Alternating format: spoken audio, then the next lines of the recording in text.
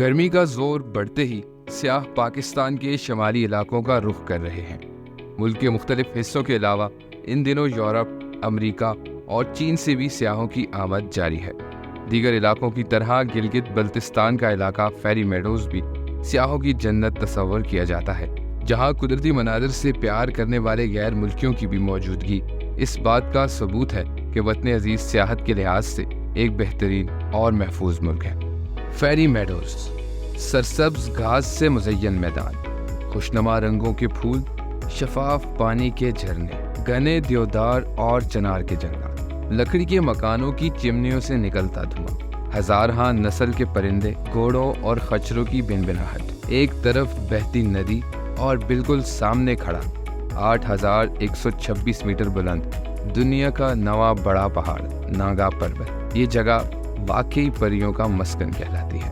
ناگا پربت کو جب ferry Meadows سے دیکھا جائے تو یہ جگہ بالحقیقت دماغوں کو تسخیر کرنے کی صلاحیت رکھتی ہے۔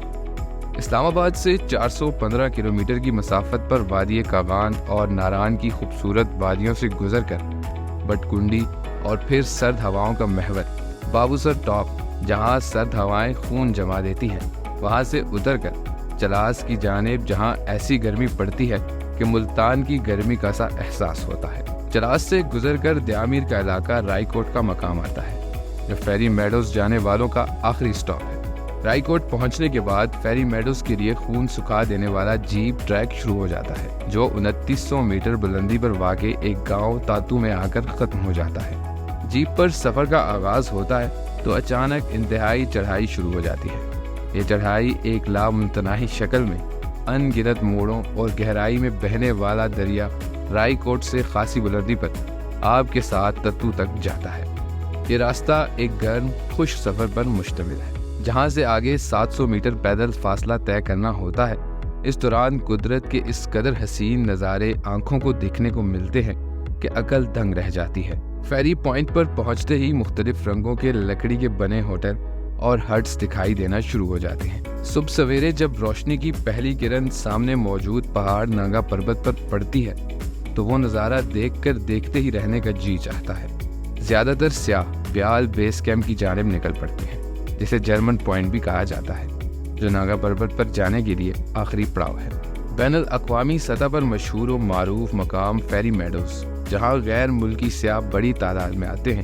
جرمن سیاح ہرمن بل نے ہی اس کو دریافت کیا اور اس کو فیری میڈوز کا نام دیا تھا، جو اس کی مقبولیت کی بڑی وجہ ہے۔ غیر ملکی سیاحوں سے جب بات کی گئی تو معلوم ہوا کہ فیری میڈوز کس قدر معروف مقام ہے، جسے دیکھنے کے لیے لوگ سال ہر سال پلاننگ کرتے ہیں۔ غیر ملکی سیاحوں سے بات کر کے خوشی تب ہوتی ہے جب وہ پاکستانیوں کی مہمان نوازی کی تعریف کرتے ہیں۔ فیری میڈوز سے مزید آگے 3 گھنٹے پیدل چلنے کے بعد بیال کیمپ آتا ہے، جس کو ناگا پربت بیس کیمپ بھی کہا جاتا ہے اور ناگا پربت پر جانے والے کوہ پیماؤں کا آخری پڑاؤ بھی کہا جاتا ہے۔ بیس کیمپ پر جاتے ہوئے رستے میں ایک طویل گھنے جنگل کو کراس کرنا پڑتا ہے۔ مختلف ہٹس اور سپاٹس بھی ملتے ہیں، جہاں سخت سردی میں گرم چائے پینے کا اپنا ہی ایک مزہ ہے۔ بیس کیمپ پہنچ کر جمے ہوئے گلیشیئرز کو دیکھتے ہی جسم ٹھنڈا اور آنکھیں دنگ رہ جاتی ہیں۔ جس بھی ہوٹل میں رکنا ہو، آپ کی فرمائش پر رات کے وقت آگ کا ایک مچ لگایا جاتا ہے اور ساتھ ہی مقامی لوگ موسیقی کا انتظام کرتے ہیں۔